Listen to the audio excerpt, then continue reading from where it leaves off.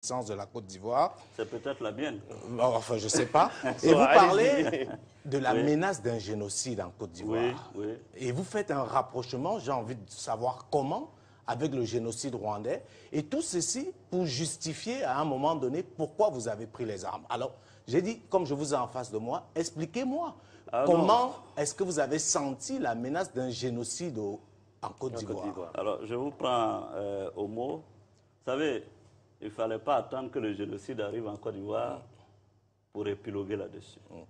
Il fallait interpeller la communauté internationale, l'ensemble des peuples, qu'il y avait un risque d'aller vers un génocide.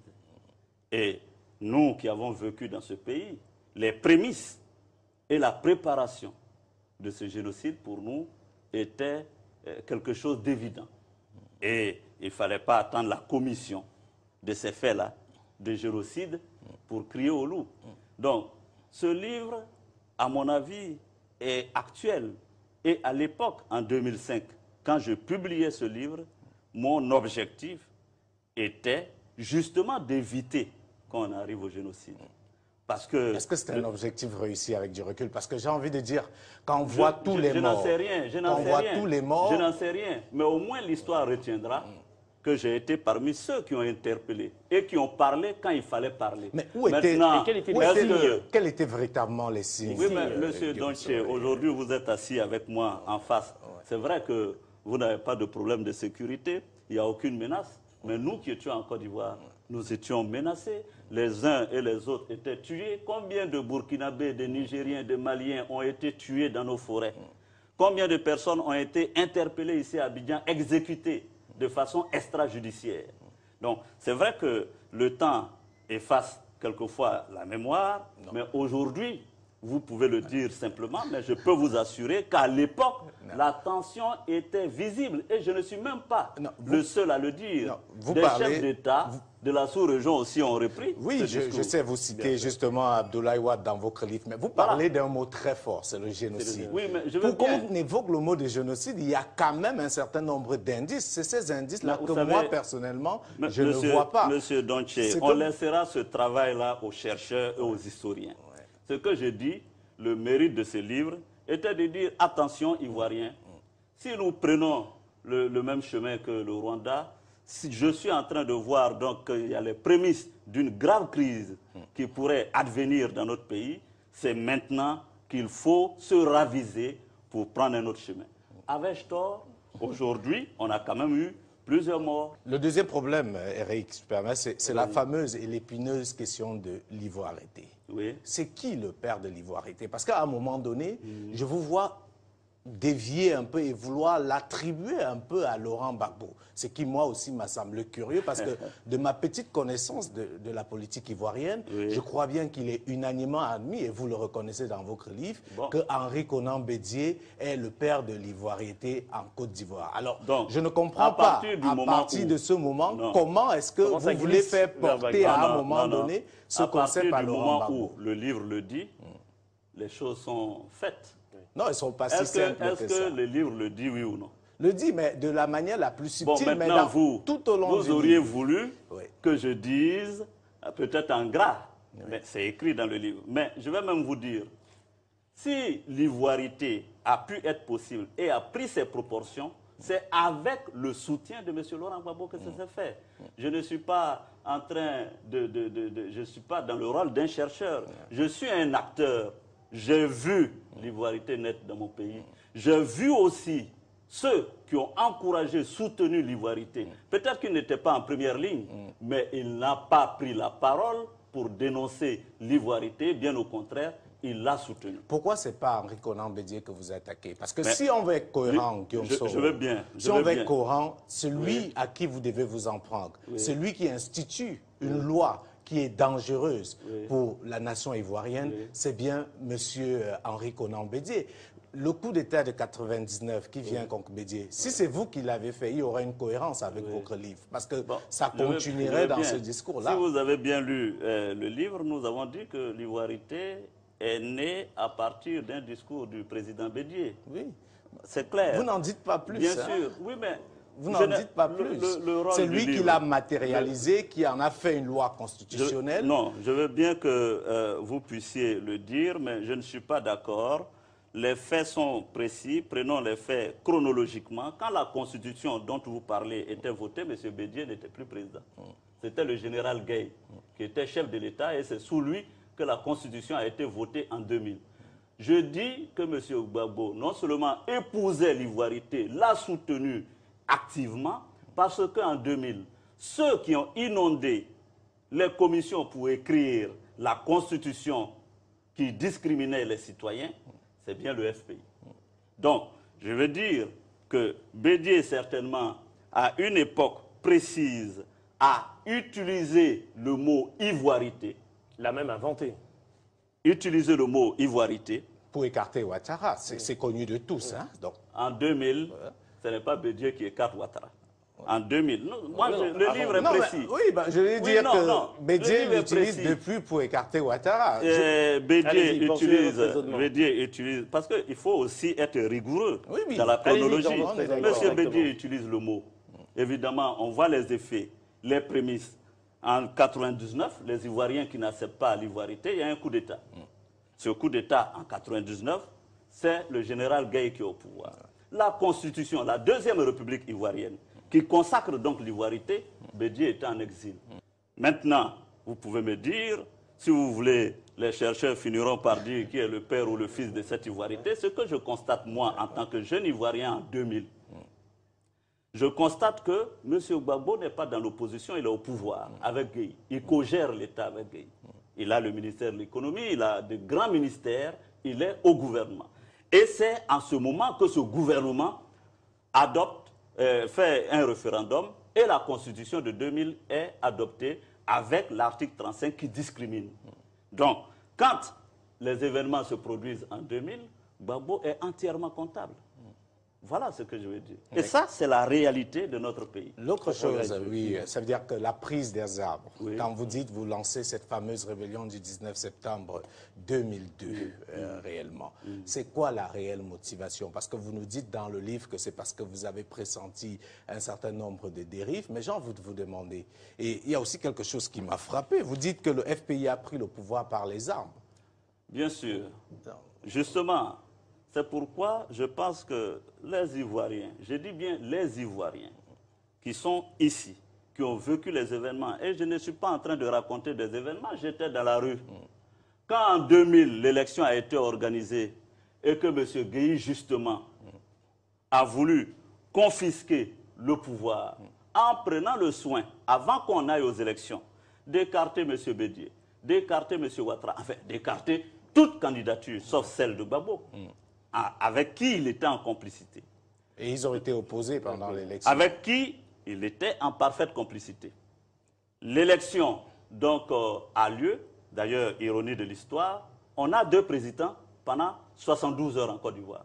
On a Gueye qui se proclame président élu, et on a Laurent Gbagbo qui appelle ses militants à descendre dans la rue et qui se proclame aussi président sur les zones des radios. Maintenant, pour départager ces deux présidents, il a fallu avoir une action militaire. C'est le général Doboblé, à la tête de chars venus de la caserne d'Akwedo, qui tire sur les éléments de Gueye et qui descend dans les quartiers pour faire sortir les populations avec des chars. Il y a eu des tirs, il y a eu des morts. Quand ça se passe ainsi, comment vous appelez ça? C'est un coup de force. Comment vous appelez ça? Enfin, je veux le demander, parce que je crois qu'à l'époque de l'élection de Gbagbo, tout le monde est conscient que c'est une élection calamiteuse, mais tout le monde semblait au moins unanime sur le fait que Gbagbo était mieux que Gueye, qui était le général putschiste qui avait décidé. La démocratie ne s'accommode pas avec ça. Il faut qu'on soit d'accord. La démocratie, c'est le verdict des urnes. OK? Selon vous, qui avez gagné cette élection de 2000? Cette élection était controversée. Qui l'avait gagné? Je vous réponds. J'étais de ceux qui considérait que cette élection n'était pas une élection démocratique et que nous avions deux présidents, il fallait la reprendre. Et en cela, je n'étais pas en contradiction avec M. Kofi Annan qui avait demandé la reprise des élections. Je n'étais pas en contradiction avec M. Thabo Mbeki, président d'Afrique du Sud, qui a demandé la reprise des élections. Voilà. ce qui s'est passé, et ça, ce sont les faits que nous avons vécus. Les populations sont descendues dans les rues une première fois pour demander la reprise des élections.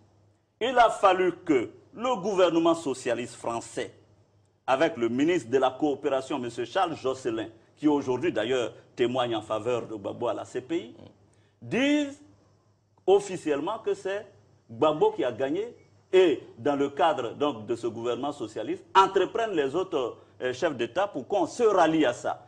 Et je veux le témoignage de du président Feu Eyadema, qui lui aussi, au nom de l'Union africaine, parce qu'à l'époque il était président de l'Union africaine, s'était rendu à l'Élysée pour dire que ces élections ne respectaient pas les normes standards de la transparence pour demander la reprise. Mais il y a eu un consensus, Gbagbo a pris le pouvoir. Moi, ce non, que je il n'y a pas eu de consensus. Il y a eu, parce que même au niveau de la communauté internationale, tout le monde s'est dit c'est le moins mauvais. Entre Gueye et Gbagbo, peut-être vaut mieux Gbagbo le civil. Non, c'est plus un compromis qu'un consensus. Oui, bon, un compromis, voilà, si ce n'est vous pas voulez. un consensus. C'est un compromis. Parce que tout le monde n'était pas d'accord. Il y a eu un compromis. Guillaume Soro, mais Gbagbo est au pouvoir. Quand vous prenez les armes en 2002, oui, et vous dites que justement Gbagbo avait mené une politique qui vous inquiétait, oui, je veux dire, paradoxalement à ça, Laurent Gbagbo, l'un des gestes qu'il pose quand il arrive au pouvoir, c'est de rassembler. Parce que c'est lui qui fait revenir justement de l'exil Henri Konan Bédié, qui fait venir Alassane Dramane Ouattara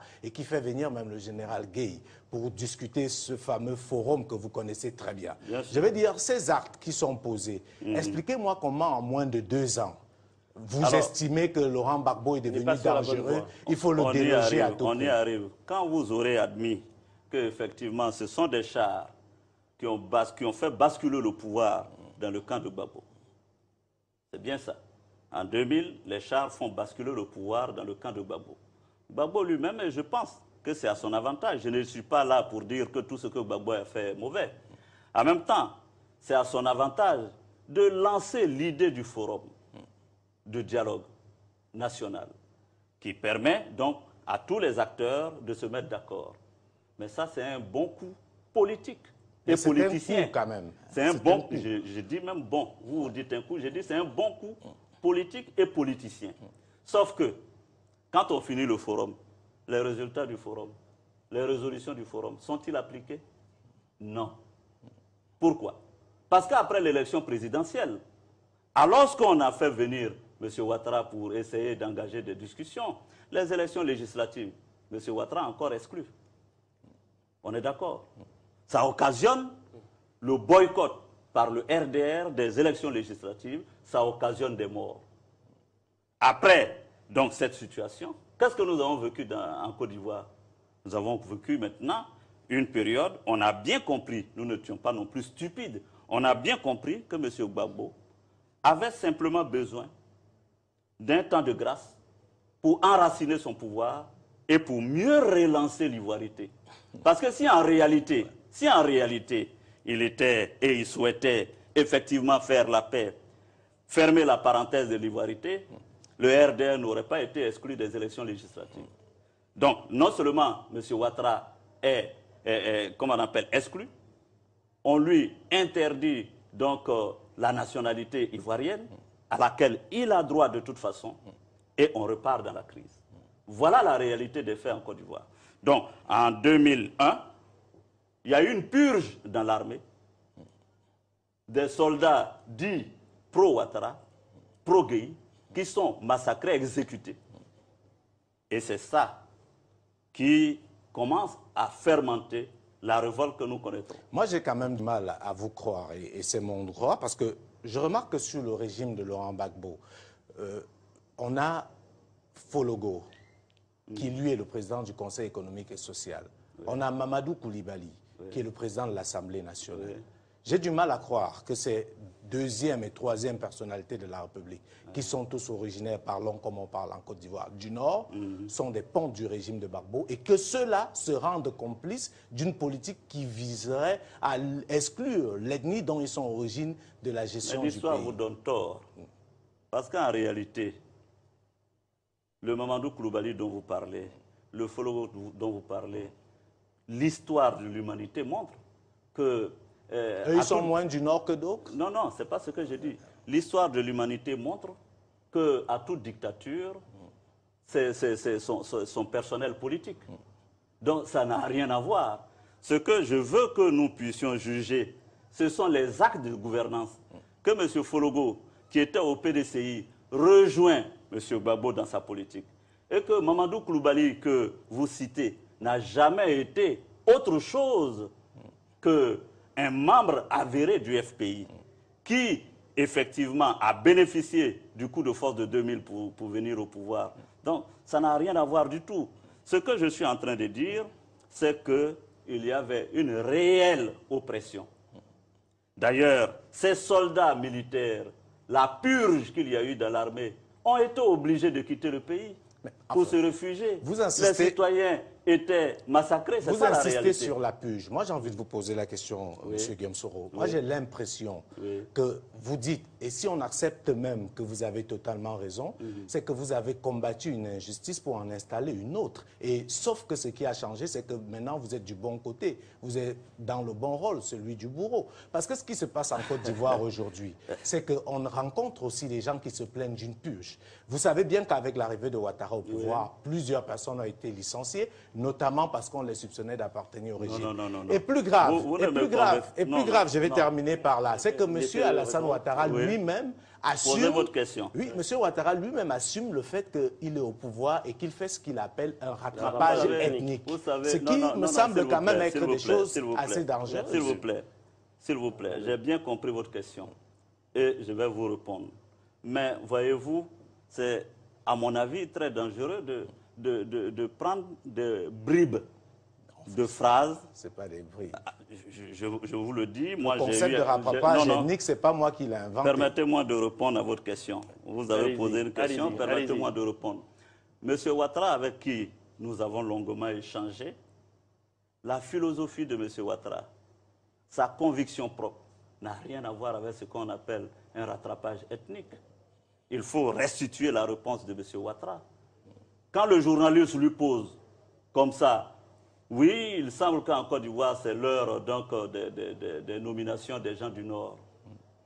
Il lui répond qu'il y avait un tel déséquilibre depuis des décennies et des décennies en Côte d'Ivoire que quand je suis arrivé, aussi bien au niveau de l'administration que de son découpage, il a fallu faire quelques rattrapages pour équilibrer. Donc, ce n'est pas M. Ouattara, je vais vous le dire, et j'en ai parlé avec lui, il est clair que ce n'est pas quelqu'un qui va tomber dans l'ivoirité, lui-même ayant été l'icône, la victime de cette exclusion que nous avons vécue dans notre pays. En plus, vous avez parlé de position de bourreau, M. Donché. Je vous ramène aux faits. Quand la rébellion du 19 septembre 2002 éclate et que nous étions, je dis bien, de toute façon, d'une manière ou d'une autre, nous étions au bord du gouffre. Ce que nous faisons après le 19 septembre 2002, c'est de réclamer le dialogue politique. C'est de réclamer des négociations. Négociations auxquelles nous participons. Que vous refusiez peut-être d'admettre qu'il y a eu des problèmes, toujours est-il que la communauté internationale, l'ONU y compris, quand nous nous asseyons, reconnaissent ce que je viens de dire. Ils reconnaissent qu'effectivement, en Côte d'Ivoire, il y avait l'ivoirité, qu'elle était pratiquée par le régime Gbagbo. C'est ce qui conduit donc à l'accord politique de Lina Marcoussi. Mieux, certains Africains ont contesté le fait que nous soyons allés en France pour négocier. Nous sommes venus en Afrique de l'Ouest plus particulièrement. Les mêmes problèmes que j'ai évoqués sur cette table, que vous refusez d'admettre, ont été reconnus, acceptés par les chefs d'État. Et vous savez que les chefs d'État ont la tendance d'être solidaires entre eux. Mais quand je me retrouve, moi, jeune secrétaire général du MPCI, à Accra, tous les chefs d'État admettent, comprennent que les problèmes et les revendications que je pose sur la table sont non seulement justifiées, mais mieux, il faut qu'on y trouve des réponses. C'est comme ça que nous avons l'accord d'Accra 1. Ensuite, on quitte l'Afrique de l'Ouest, on part en Afrique du Sud, dans l'Afrique australe. Là aussi, les mêmes problèmes que je pose, d'ivoirité, de discrimination, de ségrégation sont acceptés et admis par le chef d'État de l'Afrique du Sud et qui fait rapport à l'Union africaine. Donc tout le monde a reconnu, M. Domtché, et il faut bien que vous acceptiez qu'en Côte d'Ivoire, nous étions au bord du gouffre, qu'il y avait une discrimination et que c'est ce qui justifiait les accords qui ont légitimé les revendications que nous avons posées. Mais la question que je pose aujourd'hui, c'est que même si on le concède, même si on le concède... Merci de le concéder. Non, même si on le concède, pour pouvoir avancer, ce qu'on remarque aujourd'hui, c'est qu'on est parti d'une discrimination à une autre, véritablement. Au fait qu'aujourd'hui, il y a des gens qui ont été virés, notamment de la RTI, parce qu'on les a pas, on les soupçonne d'appartenir au régime. Non, je vais vous dire, l'épuration aussi de l'armée, M. Guillaume Soro. L'épuration dans l'armée, on la voit aussi. L'autre chose aussi qui est grave. Trop grave. Qu'est-ce qui s'est passé à la RTI? Non, non, moi, j'ai quand même été Premier ministre. Oui. Jamais je n'aurais permis que quelqu'un soit libéré. D'ailleurs, quand je suis élu président de l'Assemblée nationale, tous les collaborateurs de M. Mamadou Koulibaly, qui étaient des militants du FPI convaincus, sont encore à l'Assemblée nationale. Ils n'ont pas été virés. Mieux, qu'est-ce qui s'est passé à la RTI? Mais la télévision ivoirienne, au temps de Gbagbo, pendant la crise, a appelé au meurtre sur les antennes. Et celui qui appelait au meurtre, c'était M. Brouhamessan. Quand nous avons pris le pouvoir, il n'a même pas eu le courage d'affronter la justice, il a fui.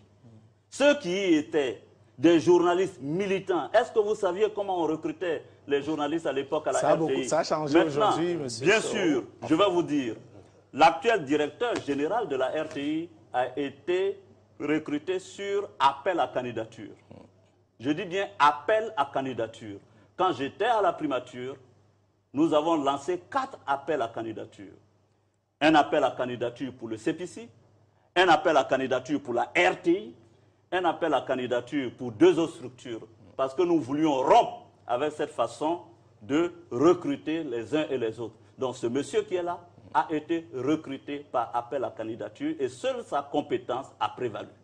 Ça ne change pas que la RT aujourd'hui, c'est quand même un média de propagande. Moi, ça reste j'ai passé un peu de temps en Côte d'Ivoire, j'ai eu le temps de la regarder. Mais quand on voit ce qui s'y passe, et à l'époque de la crise, le camp Ouattara a créé la TCI, télévision de Côte d'Ivoire. Et vous voyez aussi ce qui s'est passé. C'était une rivalité médiatique. RTI qui avait pris quelque chose pour Gbagbo et la TCI. Nous étions en crise. La RTI Chacun a utilisé ses moyens. Nous étions en crise. La RTI était totalement contrôlée par M. Gbagbo. Nous n'avions aucune possibilité de nous adresser aux mêmes citoyens quand on regardait la RTI où on véhiculait des tonnes et des tonnes de mensonges. Nous avons décidé d'avoir aussi notre voix et nous avons créé la TCI.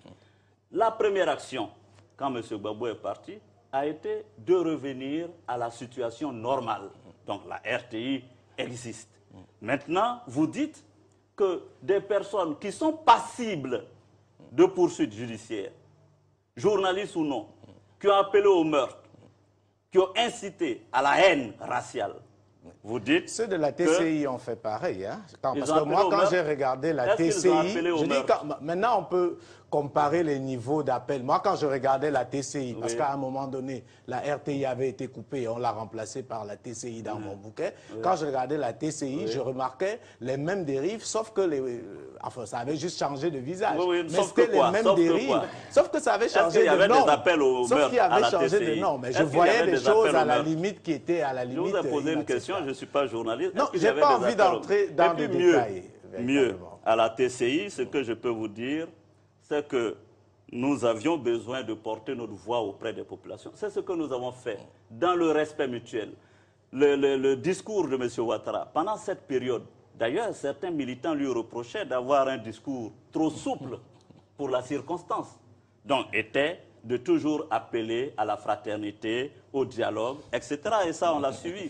Donc, ce que je veux dire pour conclure sur ce point, c'est que M. Ouattara, dès que nous avons pris le pouvoir, il n'y a pas eu d'épuration dans l'administration. On a plutôt, et je viens de vous le prouver, vous pouvez aller vérifier, nous avons fait des appels à candidature et la RTI a été au nombre des structures qui ont répondu à l'appel à Autant vous voulez que je sois d'accord avec ce que vous développez, je voudrais que vous soyez d'accord avec moi que M. Ouattara, pour être gentil, a procédé à ce qu'il appelle lui-même un rattrapage ethnique. Alors, je reviens sur ça. Ça n'a aucun sens de le dire comme ça. Je vous dis, M. Ouattara a utilisé ce terme au cours d'une interview où il a simplement voulu expliquer aux journalistes que 20 ans, 30 ans de ségrégation en Côte d'Ivoire, comme en Afrique du Sud, avait besoin pour le nouveau régime, n'est-ce pas, de procéder à un certain équilibre. Voilà la réalité. Même comme en équilibre Afrique du Sud. sur des critères.